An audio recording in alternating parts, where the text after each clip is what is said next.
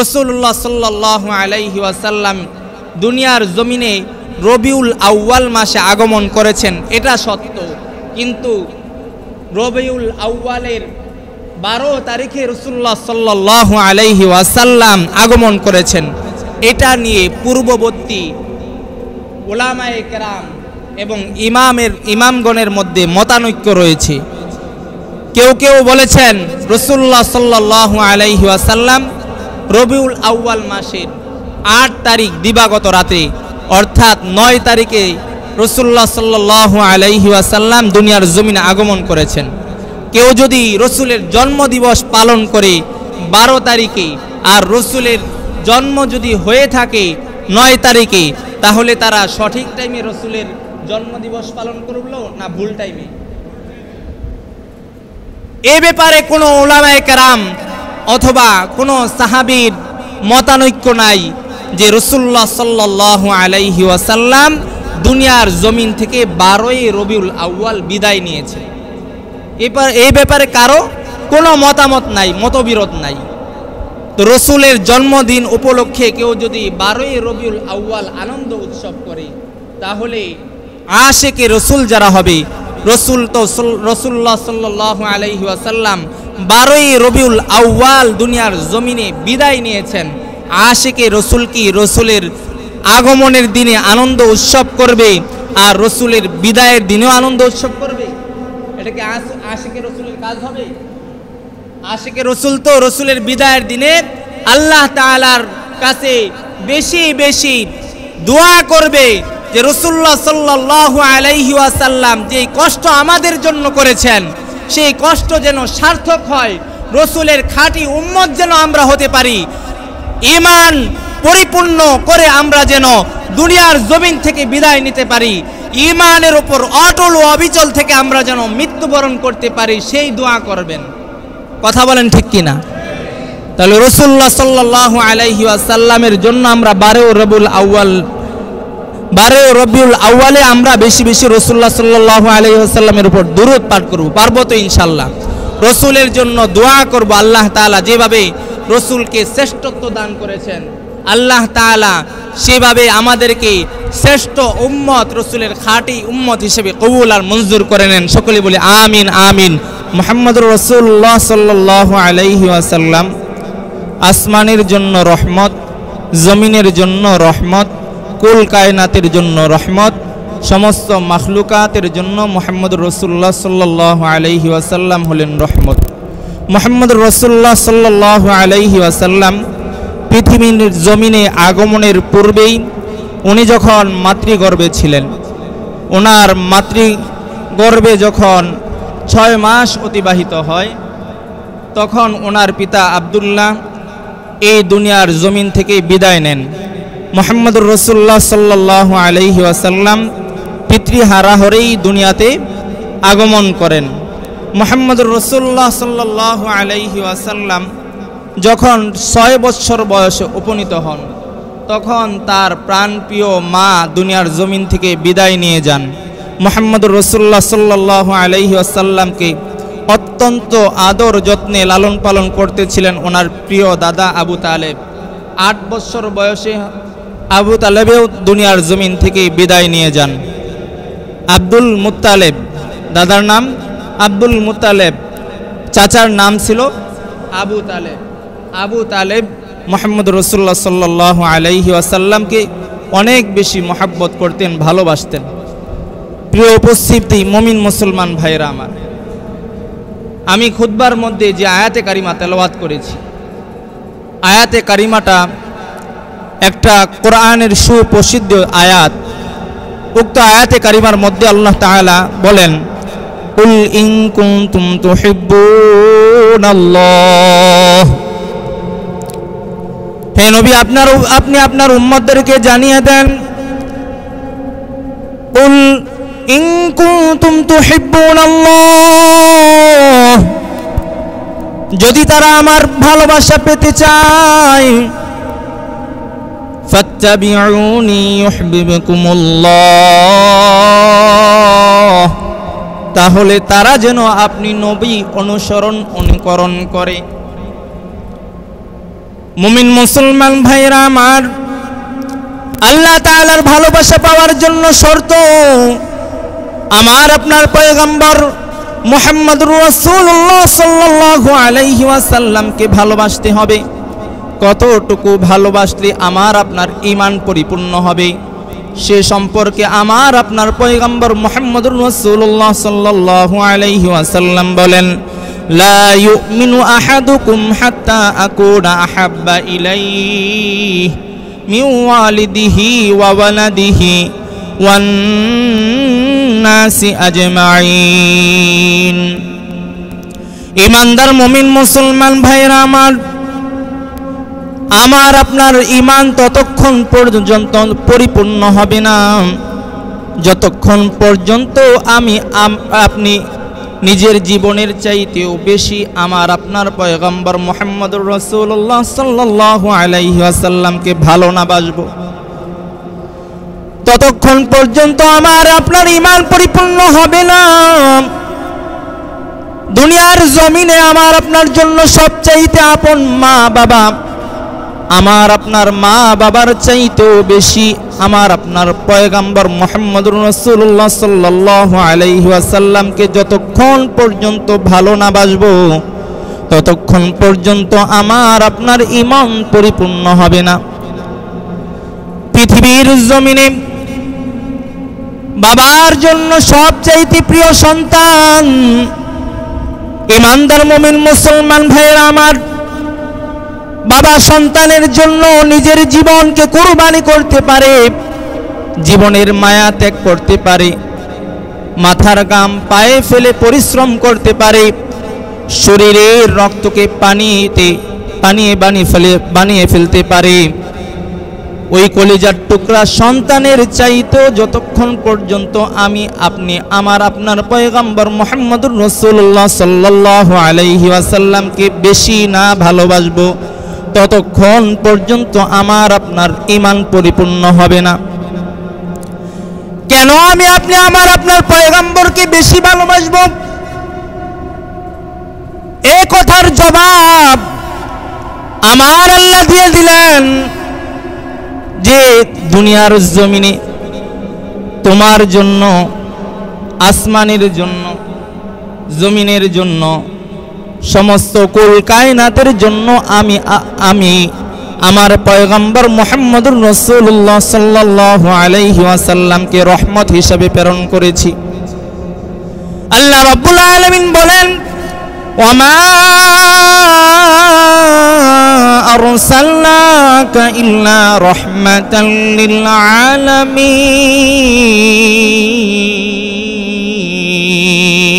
আল্লাহু আকবার।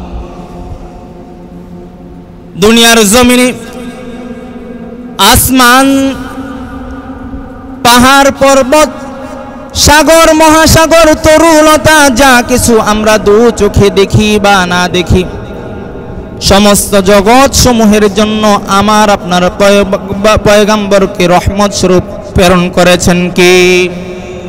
আল্লাহ রাব্বুল আলামিন আমার আপনার পয়গম্বরকে রহমত স্বরূপ প্রেরণ করেছেন।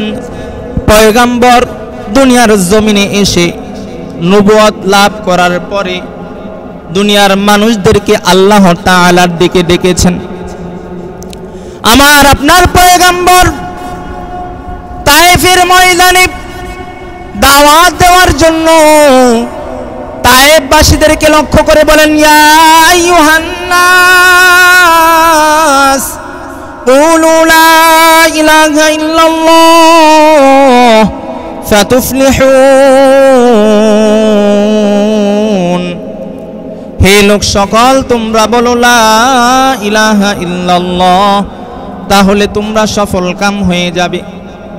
এই কালেমার দাওয়াত দেওয়ার সাথে সাথে তায়েফবাসী আমার আপনার পয়গম্বরকে পাথর নিক্ষেপ করতে থাকে। শুধু হাতে নয়, পাখি মারার জন্য ছোট ছোট বাচ্চারা পাখি শিকার করার জন্য যে গুলাল ব্যবহার করে, ওই গুলাল দিয়ে তায়েফবাসী আমার আপনার পয়গম্বরের শরীরে আঘাত করতে থাকে, চোকা চোকা পাথর। আমার আপনার পয়গম্বরের শরীরের কাপড় ভেদ করে চামড়া দিয়ে আমার আপনার পয়গম্বরের শরীরের ভিতর পাথর লেগে যায়। মুমিন মুসলমান ভাইরা আমার আপনার পয়গম্বরের পালক পুত্র হযরতে যায়েদ বলেন, পয়গম্বরের শরীরে এমন ভাবে পাথর লেগে আছে, যখন আমি তার শরীর থেকে পাথরগুলো বের করতে লাগলাম, আমার আপনার পয়গম্বরের পবিত্র শরীর থেকে রক্তের স্রোত প্রবাহিত হতে লাগলো। মুমিন মুসলমান ভাইরা কাফেরেরা তায়েববাসীরা আমার আপনার পয়গম্বরকে পাথর নিক্ষেপ করতে থাকলো। রাসূলুল্লাহ সাল্লাল্লাহু আলাইহি ওয়াসাল্লাম বেহুশ হয়ে জমিনে পড়ে গেলেন। বেহুশ পয়গম্বরকে তারা দাঁড় করিয়ে আবার পাথর নিক্ষেপ করতে লাগলো। আমার আপনার পয়গম্বর মুহাম্মদুর রাসূলুল্লাহ সাল্লাল্লাহু আলাইহি ওয়াসাল্লাম আবার পাথরের আঘাত সহ্য করতে লাগলেন। কাফেরের অন্তরে আমার আপনার পয়গম্বরের জন্য মায়া লেগে গেল। মরুভূমিতে প্রচন্ড রোদের মধ্যে, গরমের মধ্যে, পাথরের দেশে আমার আপনার পয়গম্বরের আপন কেউ নাই, সঙ্গী কেউ নাই। পয়গম্বরকে পানি পান করার জন্য এক কাফের তার গোলামকে বলল, যাও মুহাম্মদ মারা না যায়, মুহাম্মদকে ঠান্ডা পানি পান করাও। গোলাম সাথে সাথে ঠান্ডা পানি নিয়ে উপস্থিত হয়ে গেল। গোলাম পানি নিয়ে আসার পর আমার আপনার পয়গম্বর কতটা দয়ালু, যে কাফের বেঈমান মুশরিকেরা আমার আপনার শরীর পয়গম্বরের শরীরকে পাথর মেরে ক্ষত বিক্ষত করে দিয়েছে। নবী আমার বেহুশ হয়ে জমিনে পড়ে গিয়েছে, দাঁড় করে আমার পাথর নিক্ষেপ করেছে। সেই নবীর দিলে উম্মতের জন্য কত মায়া। কাফের গোলাম নবীকে পানি পান করায়, নবীর অন্তরে ওই গোলামের জন্য মায়া লেগে যায়। গোলামকে জিজ্ঞাসা করে, কে গো তুমি, কি তোমার নাম, কি তোমার পরিচয়, তোমার বাড়ি কোথায়? গোলাম বলে, আমি নেনওয়ানের বাসিন্দা। এই কথা শোনার সাথে সাথে আমার আপনার পয়গম্বর বলেন, নেনওয়া তো আমার ভাইয়ের এলাকা, সেখানে আমার ভাই হযরতে ইউনূস আলাইহিস সালাতু ওয়াস সালাম ছিলেন। এই কথা শোনার সাথে সাথে গোলাম হতভম্ব হয়ে জিজ্ঞাসা করেন, কোথায় নেনওয়া আর কোথায় মক্কার তায়েফ? ওইখানকার খবর কি আপনার কাছে আছে? ইমানদার মুমিন মুসলমান ভাইরা আমার আপনার পয়গম্বর সাথে সাথে জবাব দেয়, আমি খবর না জানলেও একজন আমাকে খবর জানিয়ে দেয়। জবান খুলে আওয়াজ করে বলেন, তিনি কে? আমার আপনার পয়গম্বর বললেন, আল্লাহ আমাকে জানিয়ে দেন। পয়গম্বরের শরীর রক্তে ঝরঝরিত, ক্ষত বিক্ষত। পয়গম্বরের জবানে আল্লাহর নাম শোনার সাথে সাথে গোলাম বলেন, এত আঘাতপ্রাপ্ত হওয়ার পরেও যেই নবী বলে আমাকে খবর জানিয়ে দেয় আমার আল্লাহ, আল্লাহর নাম যার জবানে উচ্চারিত হয় সে কখনো মিথ্যা নবী হতে পারে না, সে সত্য পয়গম্বর। সে সাথে সাথে বলে, ওগো পয়গম্বর, আমাকে আপনি কালেমা পড়িয়ে মুসলমান বানিয়ে নেন। সুবহানাল্লাহ। ইমানদার মুমিন মুসলমান ভাইয়েরা আমার, পানি পান করানোর পরে মুহাম্মদ আরবি সাল্লাল্লাহু আলাইহি ওয়াসাল্লামকে আবার তায়েববাসী পাথর নিক্ষেপ করতে থাকে। মুহাম্মদুর রাসূলুল্লাহ সাল্লাল্লাহু আলাইহি ওয়াসাল্লাম তাদেরকে কালেমার দাওয়াত দিতে থাকে। আঘাতপ্রাপ্ত হওয়ার পরে কাফের বেঈমান মুশরিকেরা ঈমান গ্রহণ করে। মুমিন মুসলমান ভাইরা আমার, আবার যখন রাসূলুল্লাহ সাল্লাল্লাহু আলাইহি ওয়াসাল্লামকে তায়েববাসী পাথর নিক্ষেপ করতে থাকে, রাসূলুল্লাহ সাল্লাল্লাহু আলাইহি ওয়াসাল্লাম তৃতীয়বার জমিনে পড়ে যান। জমিনে পড়ে যাওয়ার পর আকাশের দিকে তাকিয়ে আল্লাহকে ডেকে বলে, আল্লাহ, ওগো আল্লাহ, আপনি আমাকে কাদের মাঝে ছেড়ে দিলেন? এ কথা বলার সাথে সাথে আকাশের যত ফেরেশতারা চিৎকার করে এক আওয়াজে হাউমাউ করে কাঁদতে থাকে, কান্না করতে থাকে। মুমিন মুসলমান ভাইরা আমার, আসমানের ফেরেশতারা, জমিনের ফেরেশতারা দুইবার চিৎকার করে হাউমাউ করে কান্না করতে থাকে।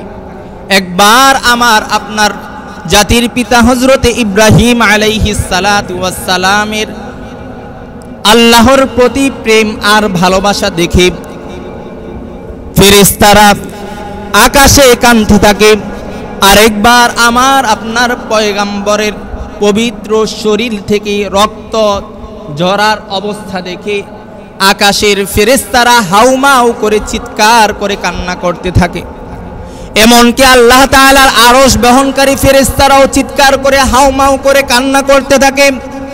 আল্লাহ তাআলা এই অবস্থা দেখে হযরত জিবরাইল আলাইহিস সালাতু ওয়াস সালামকে তায়েফের ময়দানে পাঠায়। হযরত জিবরাইল আমিন এসে আমার আপনার পয়গম্বরকে বলেন, ওগো পয়গম্বর, আল্লাহ তাআলা আমাকে পাঠিয়েছেন, আপনি যদি অনুমতি দেন তাহলে এখানে পাহাড় নিয়ন্ত্রণকারী ফেরেশতারা আছে, আপনি যদি অনুমতি দেন এই পাহাড় নিয়ন্ত্রণকারী ফেরেশতাদের মাধ্যমে পাহাড়কে উল্টে দিয়ে, পাহাড় চাপা দিয়ে তায়েফবাসীকে আমরা জমিনের সাথে মিটিয়ে দেই। এই কথা শোনার সাথে সাথে আমার আপনার পয়গম্বর রাহমাতুল লিল আলামিন নবী বলেন, আমার আপনার পয়গম্বর রাহমাতুল লিল আলামিন নবী বলেন, জিবরাইল, তুমি যদি ফেরেশতাদের মাধ্যমে তায়েফবাসীকে জমিনের সাথে মিটিয়ে দাও তাহলে আমি কালেমার দাওয়াত দিব কাদের কাছে? সুবহানাল্লাহ। যেই নবীকে মেরে ফেলার জন্য ধারালো পাথর দিয়ে নবীর শরীরে ক্ষত বিক্ষত করেছে, নবীর শরীর থেকে রক্ত প্রবাহিত হয়েছে, নবীকে জমিন থেকে বিদায় করে দিবে, যেই তায়েফবাসী এইভাবে আঘাত করেছে, সেই তায়েফবাসীর জন্য আমার আপনার পয়গম্বর যখন এত দয়া মায়া দেখিয়েছেন, আকাশের ফেরেশতারাও হাউমাউ করে চিৎকার করে কান্না শুরু করে দিয়েছেন। নবী আমার এত রহমত, এত দয়ালু। মুমিন মুসলমান ভাইরা আমার, আমার আপনার পয়গম্বরকে কেন আমি জীবনের চাইতে বেশি ভালোবাসবো? হাসরের ময়দানে যখন ভয়াবহ পরিস্থিতি হবে, মাথার অর্ধ হাত উপরে চলে আসবে সূর্য, জমিনটা তামা হয়ে যাবে, মাথার মগজগুলো টকবক টকবক করতে থাকবে, সমস্ত মানুষগুলো উলঙ্গ অবস্থায় থাকবে, সমস্ত পয়গম্বর ইয়া নাফসি করতে থাকবে।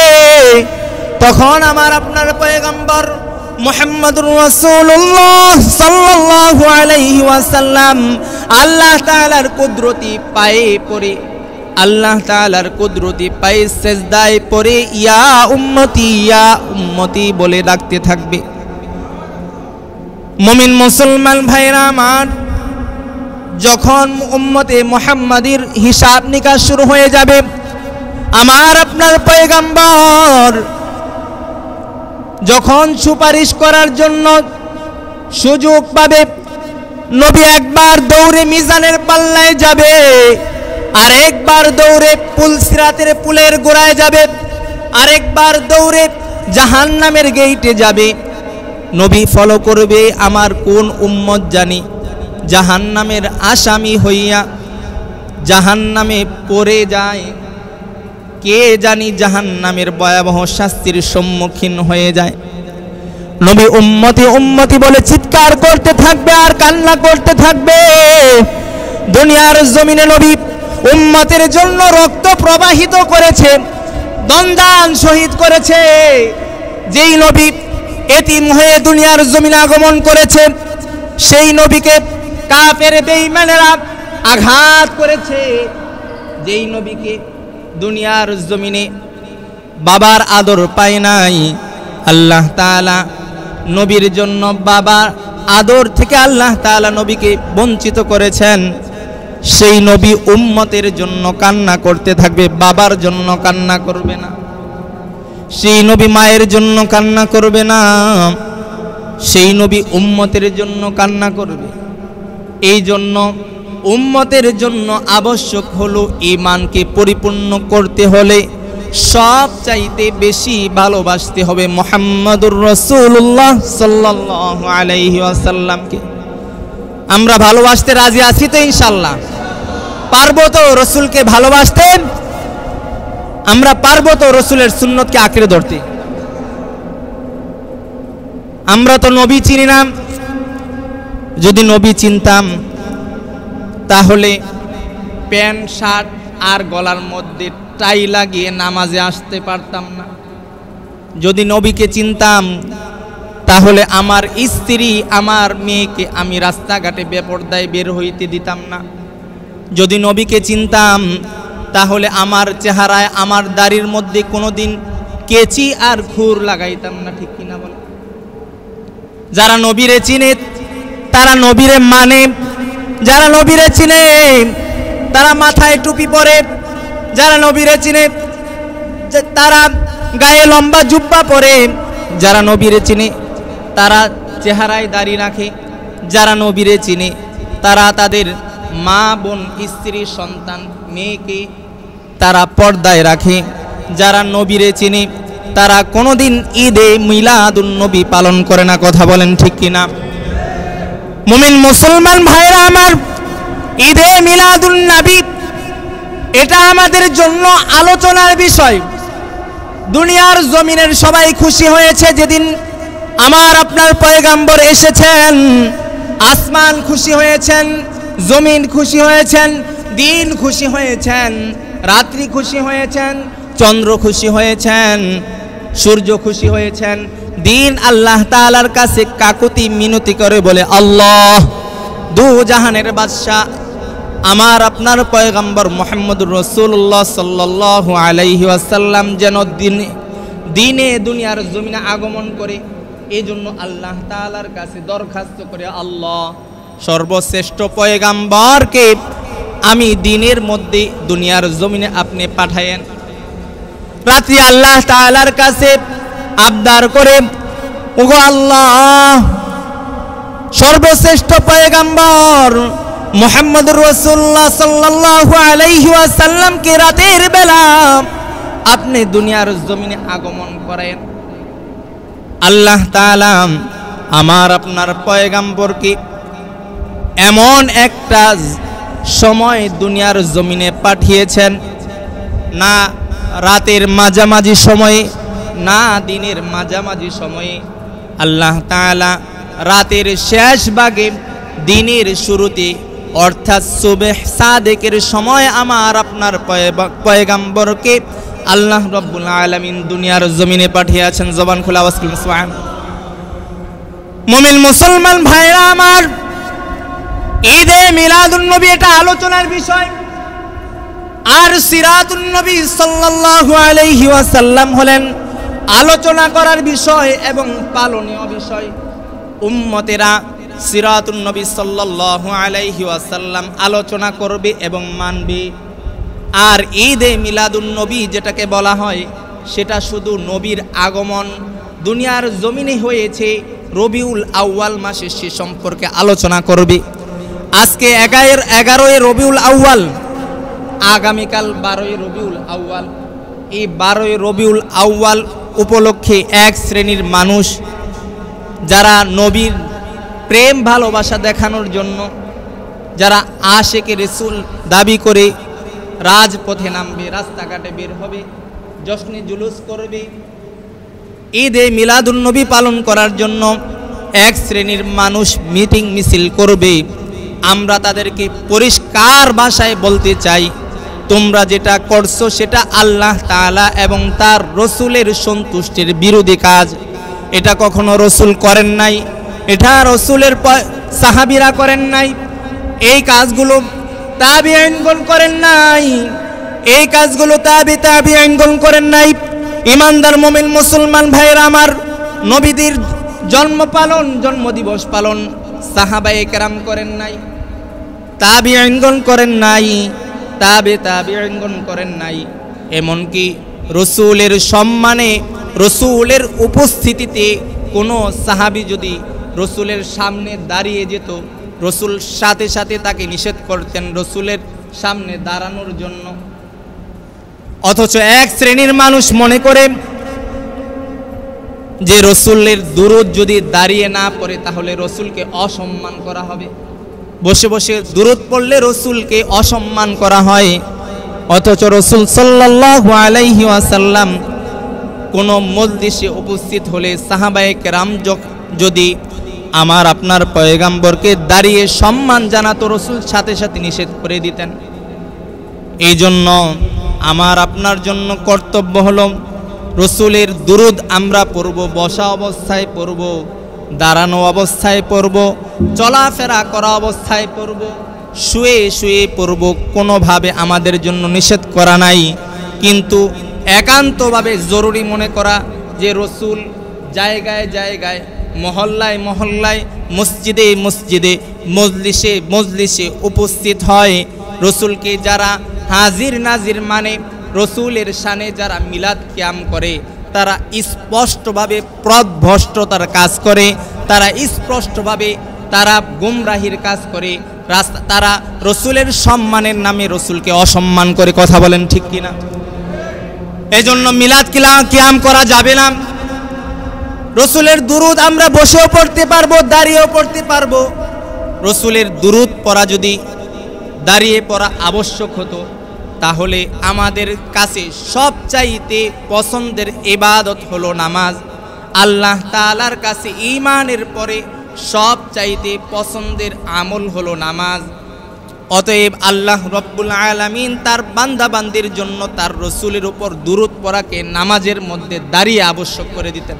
কথা বলেন ঠিক কিনা? নামাজের মধ্যে দুরূদ কি মানুষ দাঁড়িয়ে পড়ে না বসে পড়ে?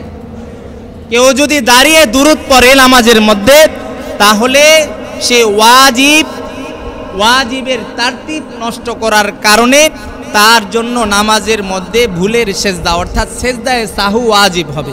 এটা রসুলের জন্য সবচাইতে সম্মানের হতো, তাহলে আমাদের জন্য নামাজের মধ্যে দাঁড়িয়ে দুরূদ শরীফ পড়া ওয়াজিব হইত, দাঁড়িয়ে দুরূদ শরীফ পড়া আবশ্যক হইত। এই জন্য আমাদের মধ্যে যারা এরকম আসি, আমরা মনে করি রসুলের সম্মানে আমরা দাঁড়িয়ে দুরূদ পড়লে রসুল বেশি খুশি হবে, তাদের এই ভুল ধারণা ভাঙানোর জন্য আমি এই আলোচনাটা আজকে করলাম। আগামীকাল 12 রবিউল আউয়াল জায়গায় জায়গায়, মহল্লায় মহল্লায় রসুলের শানে মিলাদ ও কিয়াম করা হবে। আমরা সেই মিলাদ কিয়ামে উপস্থিত হয়ে ইবাদতের কাজ মনে করে যদি সেখানে শরিক হই, তাহলে আমরা রসুলের আদর্শে আদর্শবান, রসুলের নীতিমালায় আমরা পড়ব না, বরং রসুলের আদর্শের বিরুদ্ধাচরণ আমরা করব নিজের অজান্তে। এজন্য আমরা যেন জেনে বুঝে রসুলের আদর্শের বিরোধিতা না করি, সেজন্য এই সিরাতুন নবী সাল্লাল্লাহু আলাইহি ওয়াসাল্লামের আলোচনা আজকে করলাম। আমরা প্রত্যেকেই আল্লাহ রব্বুল আলামিনের বিশেষ রহমতে, বিশেষ অনুগ্রহে আগামীকাল রাসূলুল্লাহ সাল্লাল্লাহু আলাইহি ওয়াসাল্লামের উপর বেশি বেশি দুরূদ পাঠ করব।